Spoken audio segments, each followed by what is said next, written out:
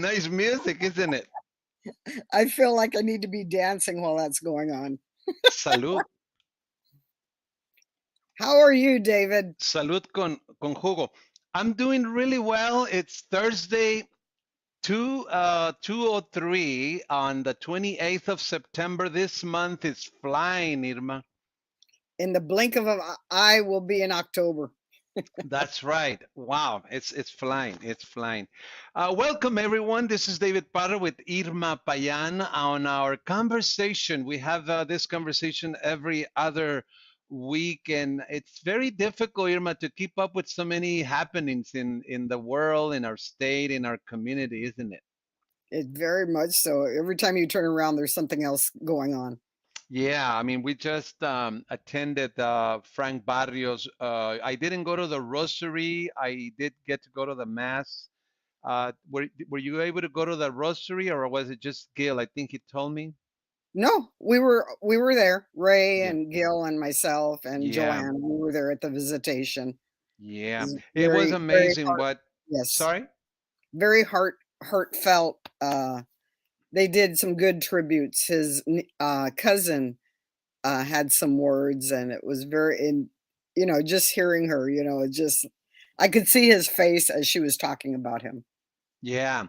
And Anita Ritter is joining us. She says, "Hola, you two. Hi, Anita. Thank you for joining." Howdy, Um, Anita. It was so interesting, not interesting, but so amazing what they had to say at the mass. Frank was, I think there was a bishop that gave I think they call it homily, Hmm. homily, right?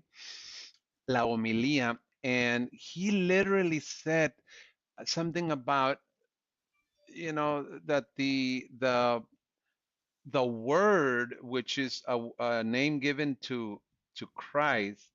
He I think he said something that it was incarnated in Frank's life, to something to that effect, that he basically exemplified, the his faith. He lived it out. He expressed it in so many ways, and it was just so amazing. I really like that part that the bishop said about Frank, and then so many other things. It was just amazing.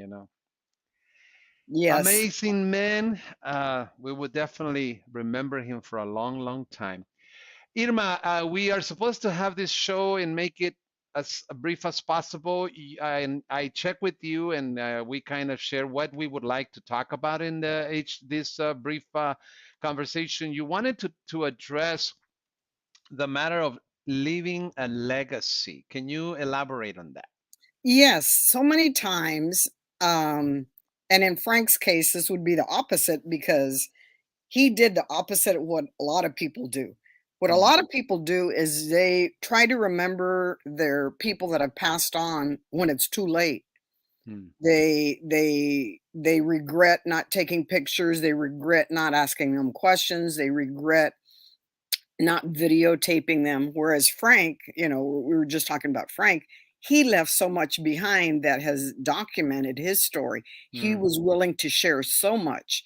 So, Yeah. what I would like to say to people is don't forget when you're with your elders, with your loved ones, they don't have to be old, but when you're with your elders, write something down that they said that you don't want to forget. Keep a journal of what the things they say, keep a journal of maybe those recipes that they have, you know, journal. Or if you don't want to journal, take out your phone and hit record, and at least you have their voice, Mm-hmm. and they might be telling you a story about something that happened, decades ago, but record them or ask their permission, can I videotape you? And I think it's really important that take lots of pictures,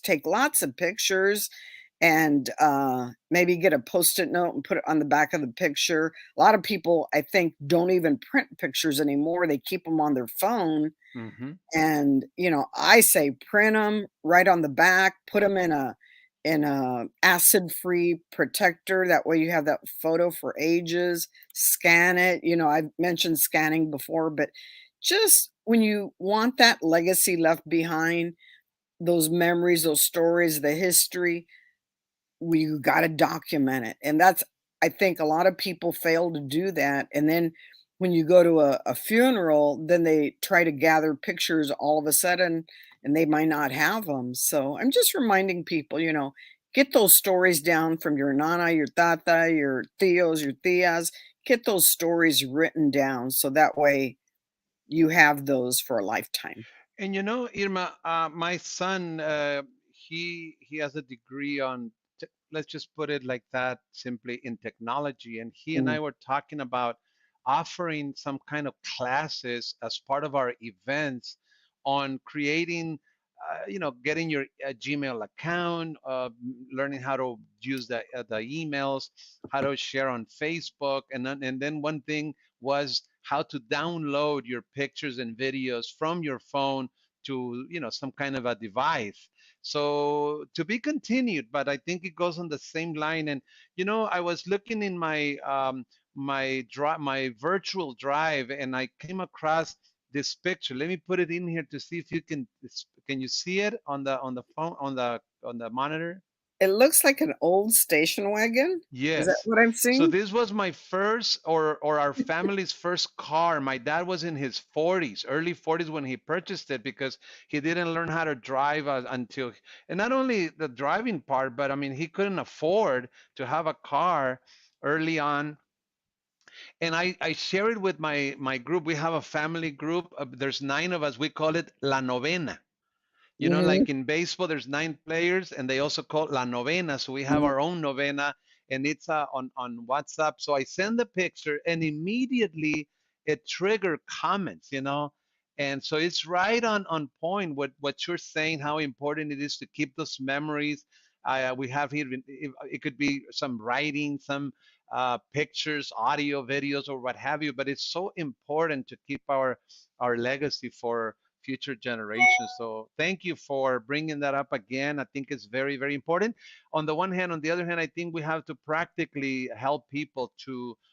I'm very concerned with people who take a lot of pictures and then they don't know what to do. They put them in their phone. Sometimes they have to change the phones and they just don't know what to do or how to download those pictures. So hopefully we'll be able to arrange some kind of sessions to help people with that.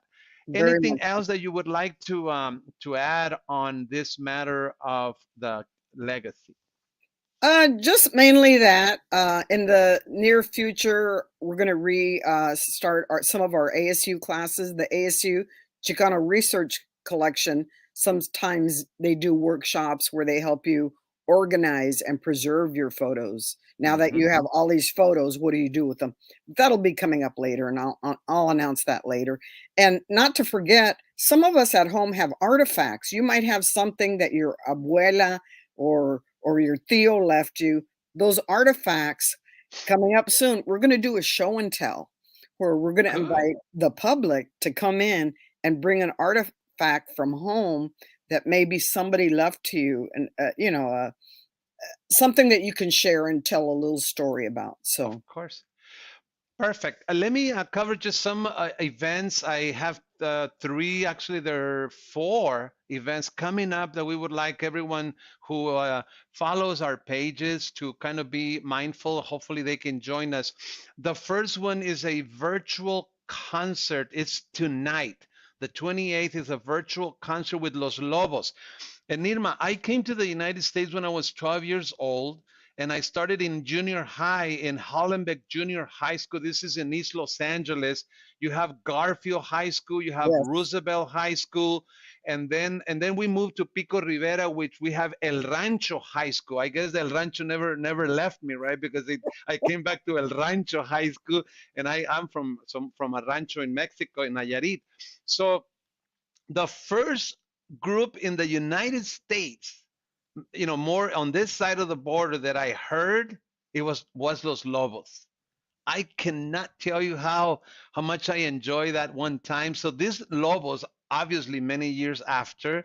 They're gonna AARP is going to have a virtual concert, and we're gonna feature Los Lobos. So if you would like to join, anybody listening, watching this video, but it has to be tonight because after tonight is gone, please go to our page, AARP Arizona Hispanic Connection, find the link and register before 5 so that you are given a link to join the concert. So that's going to be very, very good. And I would like to show the promotion of, let me try to find the video that for the promotion of this video, or yeah, the concert. I hope I can find it real quick. I Let wanna me mention see. while you're looking for it, we Yeah. have a lot of members on our site from California, a lot from Mm, LA. Now that we're hooked up with Chicano Hollywood, we mm. have a lot of members following us from LA. Yeah. So I found it and I was able to load it. So let me play it. I need to bring it down. Hold on just a second. I need to be able to pause it. I need to be able to restart it. And then here it goes. Let's go to the next AARP virtual concert. We're celebrating Hispanic Heritage Month and the connection between music and brain health on September 28th. Hope to see you there. Were you able to hear it, Irma? Perfect. Let's play it again one more time. Let's go to the next AARP virtual concert. We're celebrating Hispanic Heritage Month and the connection between music and brain health on September 28th. Hope to see you there. Perfect. This is going to be tonight. This is an event. Let me move on to another event. And this one, let me see if I can do this from here. I am afraid I have to stop this. Just a second, if you can bear with me. I'm going to stop the screen. I'm going to share it again. And then I'm going to now find the one for this Friday. We agree, right, Irma? It's this Friday. Yes. Some time ago, Abel Sanchez, who is a musician, and it's involved in the documentary that they created. It's called A Song for Caesar. So basically, it's narrating the story of Cesar Chavez through music and how they came along to compose songs and play. And Abel Sanchez reached out to me if we wanted to show this movie. So we're still in the works because obviously PBS is going to show it this Friday, but it doesn't mean that people are going to watch it. And if they don't, there's going to be still many, many who didn't, and then maybe we can show it as a movie at a movies for grown-ups or something, and that could happen in November. Let me see. I have another comment here. Anita says photos preservation is a great idea. Thank you, Anita. So let me play this commercial from PBS about this A Song for Caesar, who's going to premiere this Friday on PBS. Ready? Here we go. Let me see. Let me make sure I turn the audio on. Here we go. As I walk along this land, I wonder what will be. Will I be forever stretching? Will my soul be free? We didn't know who we were. We were seeking identity. Cesar Chavez gave us that. My children reach the promise of equality. I think the deciding factor in whether you're going to make real social change or not is risk. Are you willing to take a risk? And the farm workers took the risks.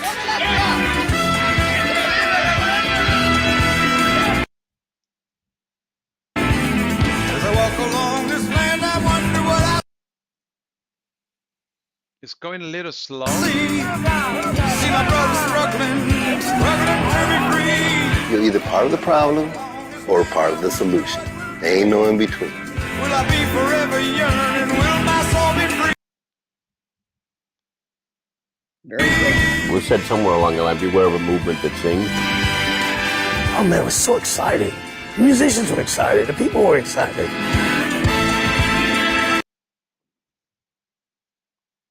Even though we don't know where this journey is going to end, we know that this journey is going to be successful, even if it takes a long time to get there. Art was integral to this project right from the very beginning, because artists are naturally drawn to those causes that are pure. They're naturally drawn to them. Whether they're writers, or they're musicians, or they're actors, or they're poets, or they're painters, naturally they're drawn to that.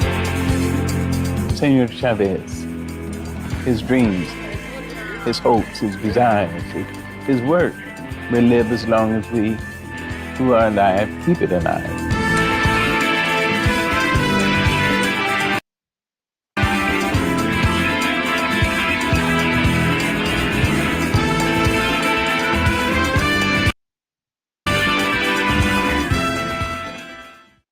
There it is. It wasn't, feeding the signal quite the way we would like it to, but it did some justice. So it's going to be this Friday, which is the 29th on PBS. Check your schedules, I'm going to make every effort to watch it.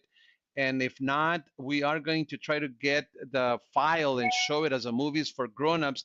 And to end our what is supposed to be a brief session is getting a little longer this time, but we do have these videos, and it usually takes a little longer.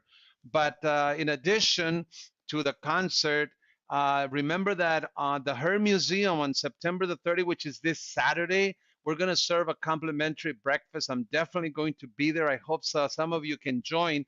And an important thing here is to make sure that you find the links on our Facebook page, AARP Arizona Hispanic Connection. We also placed it on Arizona Barrio Stories.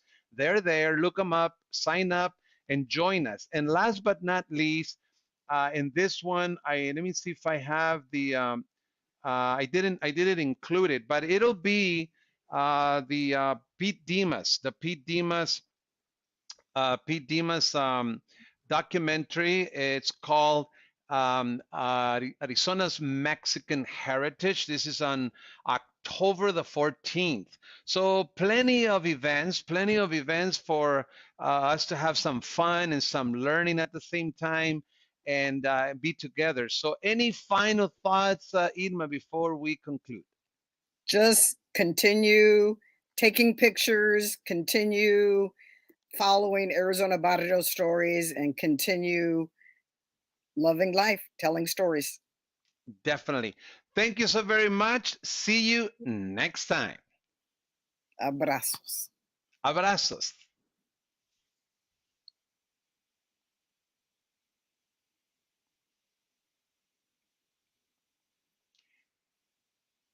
I'm supposed to play this song. Let's see. There it goes. Our song. All right. Bye-bye.